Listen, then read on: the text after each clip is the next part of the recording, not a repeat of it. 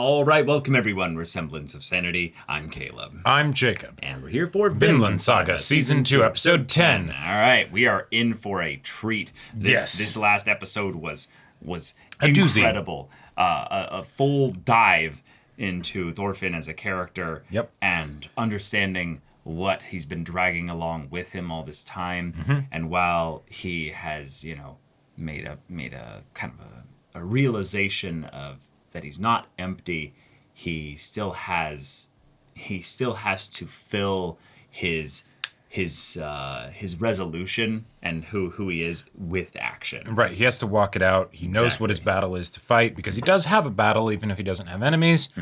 All right, here we go. But there was this whole complication with the farm and, being a slave and then punching someone who's not a slave. And yeah, that's going to lead to some stuff there. That could complicate things. So, yeah, let's see some follow-up on that. So, y'all, without further ado, let's get into this. All right. Okay. And push. Timber. That's got to feel pretty good. Oh, yeah.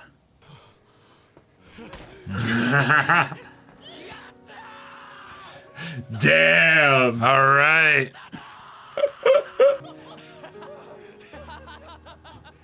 Oh, so look happy. At him. He's so happy. Oh.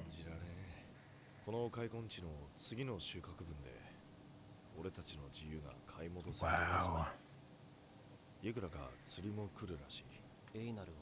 Yep.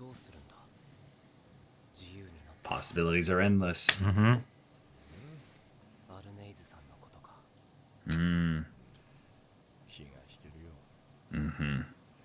Earn enough to buy her freedom. Probably not gonna I don't know happen. if Kettle would. Yeah, let's shift things.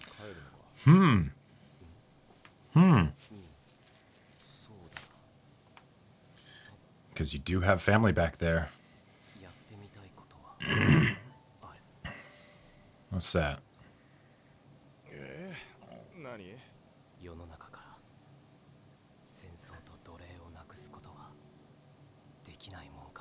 Whoa. Whoa. Yeah. Yes, it would. Yeah. There's a lot of other dreams that are gonna bump up against that one. Yep.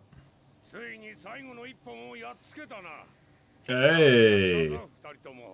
And look at that little mustache he's got growing in there.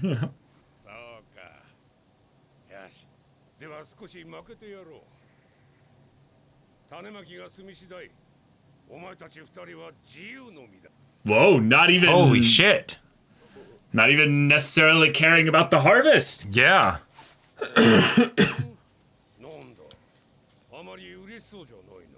That just means we have to decide even sooner, that's all.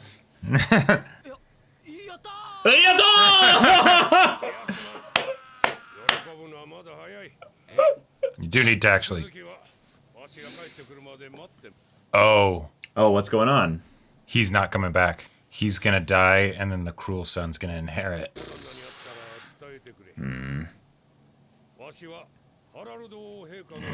Ooh. Okay.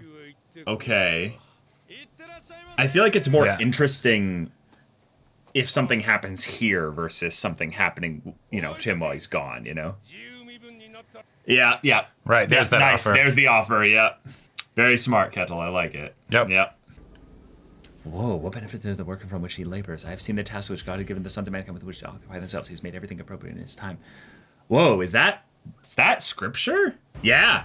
Yeah, okay. That's the Bible, okay. All right. Oh, shit. Animation's about to pop off. Oh, boy. Oh, boy. Has been a few years, so...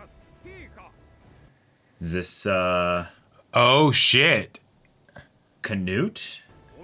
Yep. Yeah. Look at that Adam's apple. Damn. All right. All right. We're assembling all the big characters. Oh. Okay. Shit. Whoa. Okay. Next few days. Maybe so that's why is, the meeting's being assembled.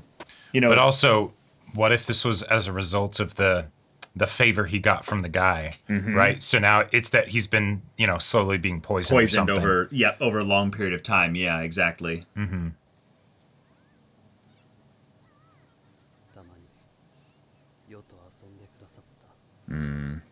Wolf's face looking at Canute was kind of suspect. Ragnar! Oh, I didn't think we'd ever see you again. Oh. And he would just play with me. Oh.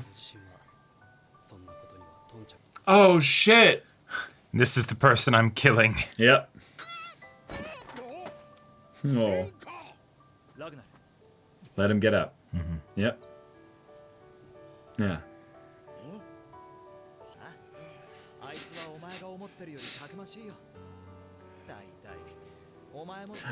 Oh. Yeah. Shower with praise. Oh. Fathers and sons in this whole. Can I take these off? Yeah. Yeah. Oh.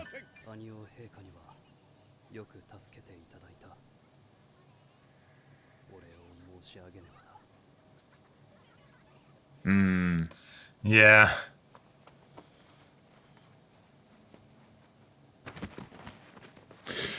Oh, fuck.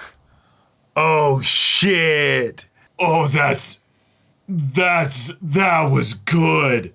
That was good. Oh, I was not ready. And you're doing that to your brother. Yeah. Almost crying, yeah. Okay. Yep.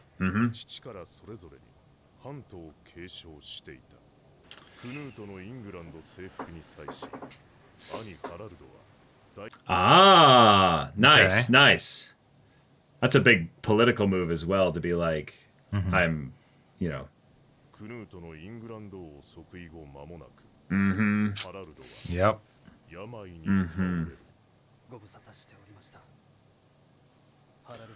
Fuck. Damn, he looks like his dad so much.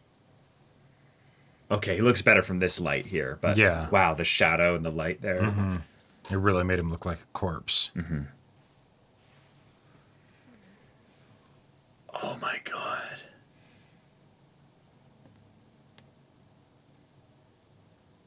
You wonder if he, in some ways, is like, even if he does know, he actually is fine with it, you know? Yeah.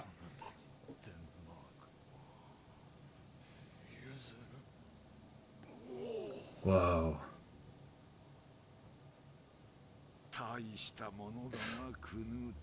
Oh, this is dad. Yep.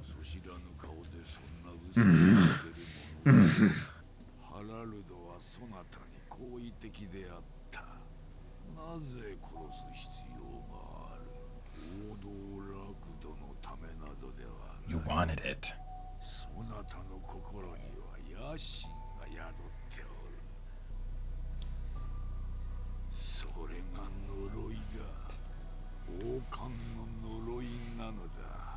Damn. Heavy is the head. Nice. A visage of him as an old man, yeah. Oh my god, Yggdrasil. Holy shit. Fuck. And this will probably all be excused as just he's distraught because his brother is dying, accepting his own death. Yeah.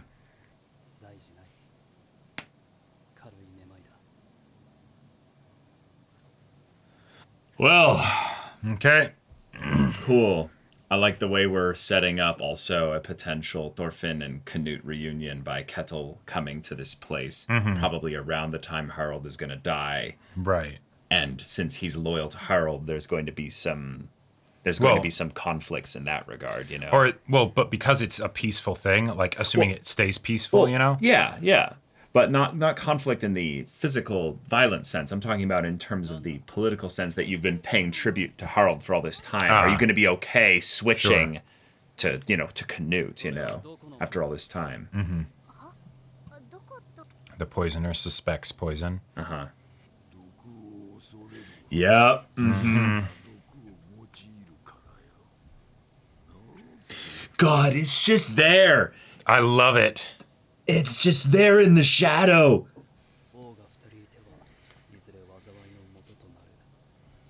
At some point down the line. Talking about this stuff out loud, though.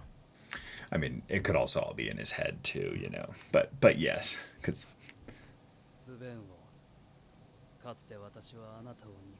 Now I'm thankful for your company. Right. Yep. Mm-hmm. God, the light coming in just for him. The whole room's right. Shadow.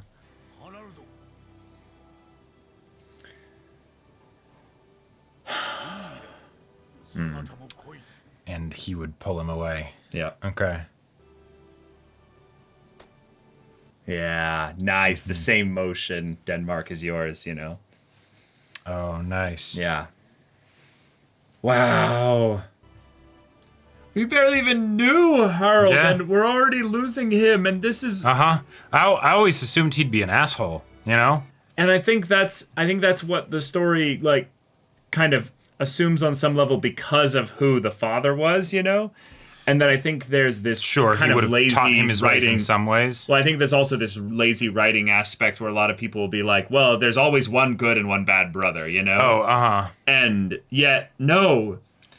Yeah. Amidst all of the craziness, amidst the backstabbing and all of that stuff that they both had to grow up with, they were brothers. Well, also just the idea that, if you're being raised to be king, people would probably tell you that Canute is a potential threat. Yeah. And you could have him killed. Yep. There are probably many times that people entertained that idea. And yet Sweyn did that, but, But Harald never did. Yeah, Harald never did. Yeah. Oh. All right. Oh, that felt like it was just a breath. I feel like that's been happening a lot with Vinland Saga. Recently. I'm like, it's over. Yeah, it's just like we'll get into some real good stuff, and then all of a sudden, nope, that's it. Okay. All right. What a peaceful and yet so tense episode. We had the farm with the elation of them realizing that not only is our freedom close at hand, but Ketil is going to accelerate it even more once they've sown the seed for the harvest, not even paying them for the harvest yet. Right. Because Ketil is going to the Yelling, which is a big deal because Harald is going to die very soon. Right. Because Canute has been slowly poisoning him over these last few years. And that probably won't be a problem for Ketil, so to speak, as long as, the scarred dude that serves Harald doesn't get suspect, start to suspect. As long as it doesn't turn violent at the Yelling, which I don't believe it will, given the way that they've set this up. I think the main thing is it's whether or not the general populace of Denmark will just immediately accept Canute as the king, Yes, that's true. While Harald has no heirs, and Canute is absolutely the next in line from that standpoint as well, there could be some suspicions of just a general thing of he was rather young. Right, exactly. He kind of started dying at around the time that, there could be some things there. But even if he doesn't, even if Ketil doesn't die, even if he comes back just fine, that can still have an important impact on the story. Yes. Because then Thorfinn is getting news about as soon as anybody could get it of, oh, hey, Canute's king of Denmark too. Yeah, he's right over there. He's right over there. Yeah. That could change things from the standpoint of maybe Einar and Thorfinn if they're thinking, we'll be retainers and all that stuff. And then suddenly Thorfinn gets this news and he had this whole dream and everything. And he's like, Maybe then he's like, actually, Einar, I think I'm going to go. there's someone I need to talk to from my past, right? Yeah. And who knows, maybe Einar will go with him at that point. He'll be like, you know. Imagine Thorfinn showing up and being like the priest from season 1. Oh, yeah. No, I hope that happens. Can you I hope that imagine happens. That would be awesome. the ways in which these two men will be Totally able to talk with swap each other? places. Yeah, but have completely different perspectives on things. And I get the feeling Thorfinn would make for better company than a yes, phantasmal that's talking true. head. That's true. You know? So the Thorfinn stuff is amazing because they feel the excitement of freedom, but also the fear of realizing that they have almost too many choices, you know? And thus the idea that, well, if Ketil gives them a nice, easy choice, then, well, there you go. That's a choice we can just make. And by the, general way in which human beings are like water, we kind of drift to the lowest common kind of point. We go for convenience. They spent 3 years making this whole situation work, so they have an attachment to it. Right, and now you're in the easy point where the land's all been cleared. The farm is, producing as much as it will produce, right? Just keep reaping the benefits, kind of a deal. Keep being a part of this community. Now, if things do go to war, that could, regardless of whether Ketil survives, that could also spill back into the farm because we have somebody who is very much has been a soldier, an enthusiastic soldier of Harold's, right? And if war comes, then that farm situations tend to be a bit dicey.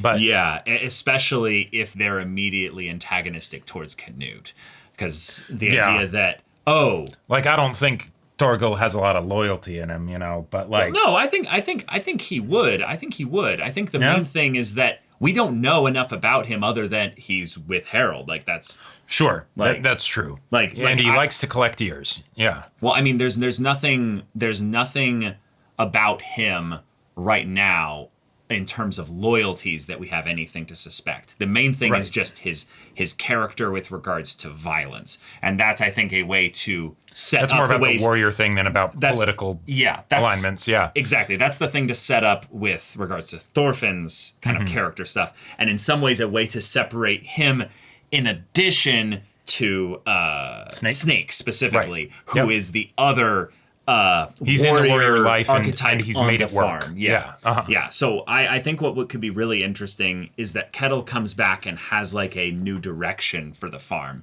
where maybe it's it's not about war between Denmark and England. It's about the idea that Canute goes, all right, and now we're going to conquer the North Sea.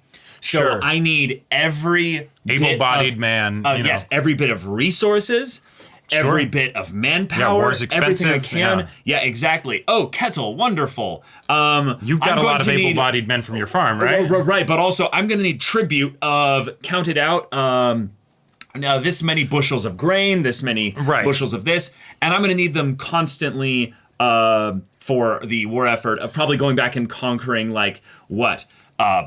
France, Northern England. Yeah. I also wanted to bring this up because I was curious about the borders of England and Denmark and the fact that Wales is untouched still. The fact that Canute kept his promise to Askeladd. That's great. Wonderful there. But yeah, I see a whole lot of nations bordering the North Sea now. A lot of stuff in between them. A lot of Norway, a lot of what would be modern day Belgium. The stuff in between Denmark and Amsterdam. England, that's the sea, so it'd be down south, the blue spot. Well, yeah, so this is Amsterdam, Belgium, and then France would be the pink part jutting up right there. Okay. But yeah, this is where things are gonna get a bit historic. So yeah, I'm very curious to see how this goes. The situation with Ketil does seem rather solid so far, all things considered. The Arnheid thing is still, that's still ongoing, and that could cause tension. But I mean, I feel like things are good so far. Things are actually really good so far. Right, there's a lot of ways that it could go wrong, but I don't see two move ways that it would go wrong. Right. The main thing that we have going for us in setting up the plot, the future right now, is that Canute wants his utopia, but what is he willing to do in order to get that? And in the same way in which we're setting up that Thorfinn wants a impossible dream. Right, and you could very easily just get sucked back into the warrior way of life in pursuit of that, right? Because a lot of people do. And yeah. I particularly, I'm very happy that they bring this up because because Thorfinn really does feel set up to be the priest in this regard, because in my mind, Canute's realization from season 1 was very limited, right? Like incomplete, where it's like yes, you have this vision and everything, awesome, right? But you're not the first person with ambition before, right? So with regards to the warrior, lifestyle and everything, he is very much into it. He's accepted that he's into it, and that is a great way to showcase that there's conflict within Canute himself, not just with regards to the political systems that he's working with. So that's a way that we can be invested in his arc, because he can still grow and all of that wonderful stuff. Yes. And as Thorfinn gets reintroduced to him with how they've become such different people once again, then the ways in which they can, rub off on each other and stuff feels very, very direct and straightforward and exciting. So interesting. Yeah. I think Canute, his whole arc with regards to season 1 was about that he needed to build it himself. The kingdom of heaven, if you will, is something that God wasn't going to build for them. He needed to be the one to actually do it. So I think in that respect, it was rather complete. But the other aspect is just what does it take in order to do that? So I think the main thing is that if he has inner conflict, it's only in that the burden or the curse, as Swain put it, is going to weigh heavier and heavier upon him. And I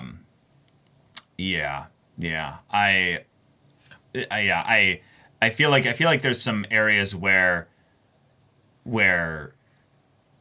because we just did a big time skip here, I'm trying to figure out if this is the kind of story that's going to cover decades of time, 'cause it's a saga. We did get that little like flash forward imagined image of Canute all old and stuff with the Yggdrasil behind him and Yep. Valkyrie in the skies, and I don't think that the story's gonna go that far, but I do think that they're setting up at least the possibility that we're gonna spend at least a decade more time in this story, at least. But I could easily see that. I could easily see that, especially if another war starts, because wars take a long time. Well, right, but if you have this story continue to follow Canute in any consistent first person way, there's just some things that the story will have to go in some ways almost more in depth into than we have historical accounts for. Sure, and that's part of the things where it's going to get a little bit. Well, that's where the creative license can be brought in to try and make it not just be a history book, but to be like a dramatization. Yeah. Yeah. Oh man. But okay, I love Thorfinn's dream. The idea that he has a genuine prayer almost that what if we could make a world without specifically war and slavery. Yep. Because one of the things that, hold on. Okay. The idea that war is what he has experienced. Yep. But Einar, sorry. Yeah, I've mixed up the girl and his name. Has experienced slavery in this regard and war. But the pressure I feel like that Thorfinn's under is that if he chooses a dream in this regard, he's going to basically make himself a slave to that dream. And yet he is a slave, Well, yeah, he is literally a slave right now. And yet if his battle is an internal one. Well, sorry. It's one where he's not going to so much as punch another man again.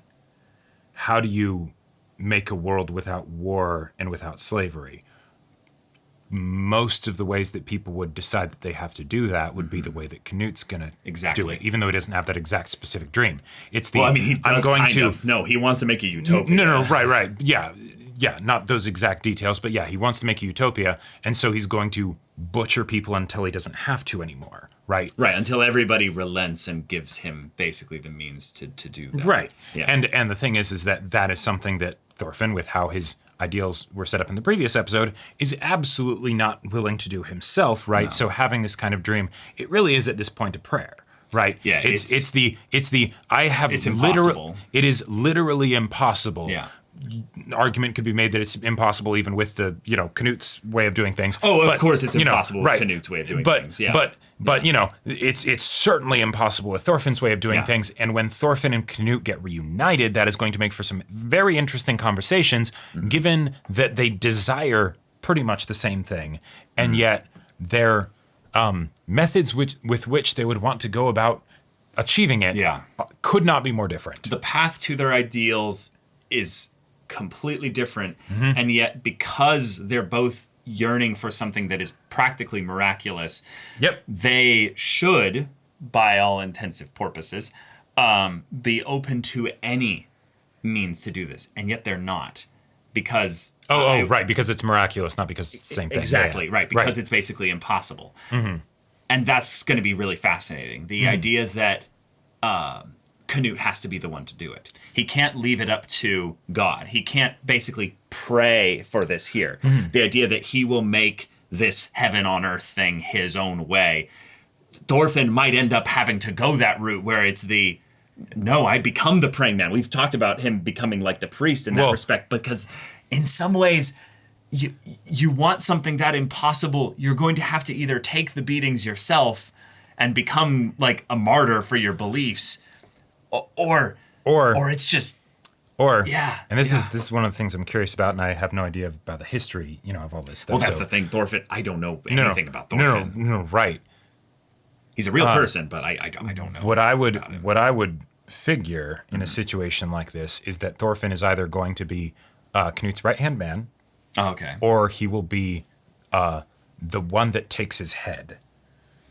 Because if Canute is about to start a bunch of wars in order to this almost doesn't even need to be connected to the characters at that point. It's like classic, protagonist wants one thing, antagonist wants the same thing, antagonist is going to do a bunch of crazy things to get it, then that means that the protagonist has to stop them even though they agree with what they want, right?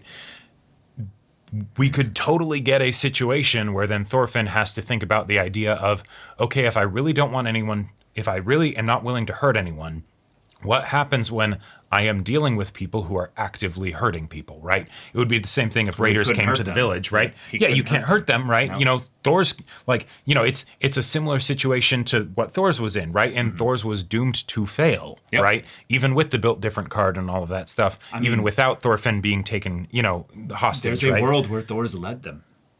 Yeah. There's a in the world of infinite possibilities.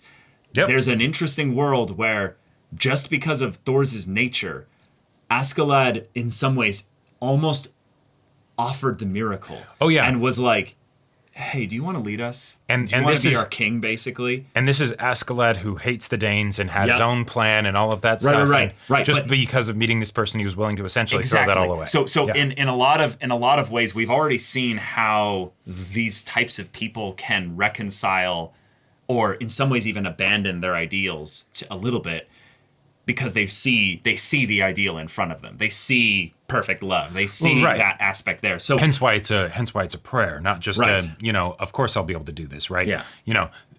Thor still had to break the bones of the people that were, that were doing that. Even in that situation where he was doomed to fail but was making progress, right? Right. So how much more so for Thorfinn, will he end up in a situation where it's okay, that's great that you have that promise to yourself, but if that is truly the highest priority, there are a lot of other things that you would not want to have to make subservient that will need to,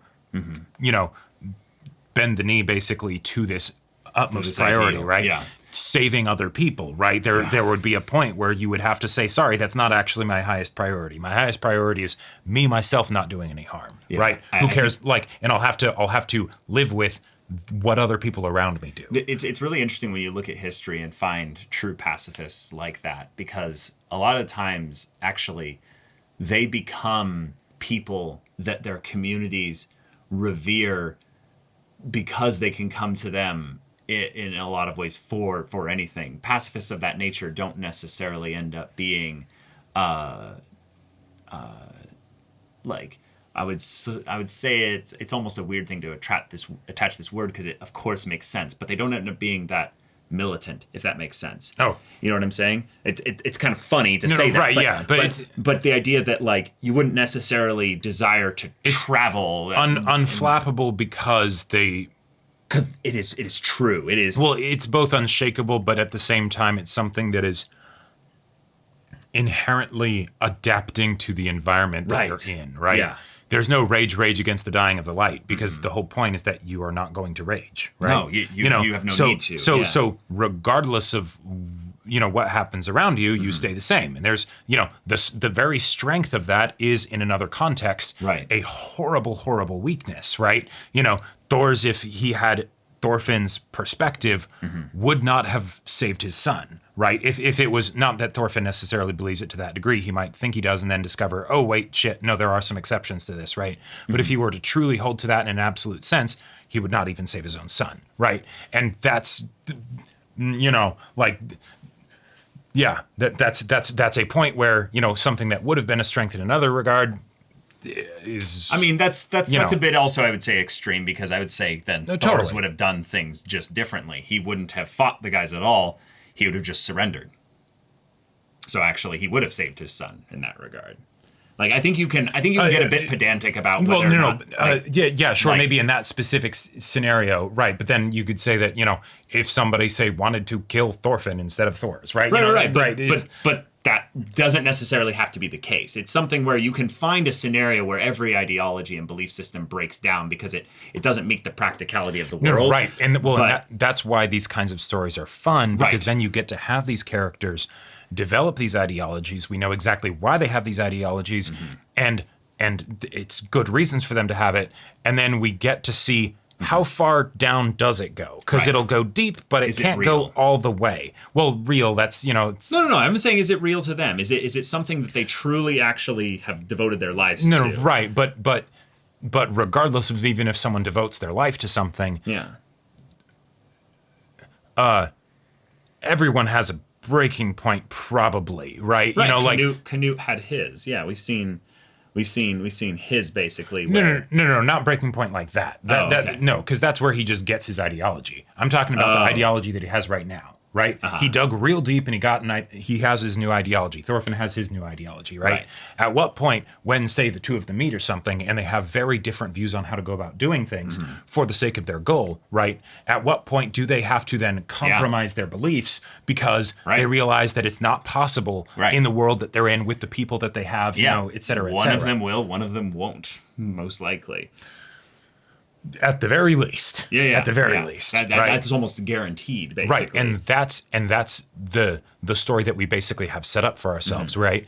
As we see this unfold, as we see this play out, how is it exactly going to go? Right. Because an example we've already seen in the story, we've had Snake strike at Thorfinn to the point where Thorfinn then fought back. Sure. We also saw the point at which the people came to harass them on the road, and Thorfinn struck back. Meaning that he's barely had any time to practice this ideology. And the limited amount of time that he has been, he does value not just his own life, but he does have pride. He has ego. He has an element within him that fights back, that does basically take affront to the actions of other people in his environment when they become violent. So he gets upset, he gets angry. And thus, he still needs to grow in and of himself as a character, hence the but also point of the previous episode. His character, which is why we went down to his darkest depths. And now, in some ways, this episode was the celebration of that. Okay, you've gone through the trial. The trial is now, at least in the immediate sense, done. And now you're going to move on to the next trial. And it's going to be much more complicated than just, hey, some people that don't like you decided to, fuck up 9 months of work or 3 months of work, however long it was. Because it's going to be an environmental issue in addition to being an internal one, rather than just being one or the other, which I think that they've done rather well. Most of the issues that he's been dealing with on the farm are very heavily leaning towards one side of that being an environmental issue versus an internal character one. And I would say that him having gone through the internal one in such a strong way because of a little environmental moment there has completely changed him. And we did the time skip because this has been solidified. This is there. It's now been 3 years. We don't need to address it again. Nope. Or at least right now, because that was right. That it. was resolved. There's That no was conflict that's bringing focus to that. Yeah. But hey, now there's about to be. Yeah. Yeah. But, all right, y'all, thank you so much for watching this episode's reaction and discussion. If you want to see the next episode's reaction and discussion right now, though, go check out the link in the description below for our Patreon and get an early access there. You can watch full-length timer reactions there, and all this comes with Discord access, so you can chat with us in the community there about this show, about anime in general, and also be sure to check out my Persona 5 Royal Let's Play on Twitch, and if any of that interests you, we'll see you there. But until then, we're Semblance of Sanity. I'm Caleb. I'm Jacob. And we'll see you all next time.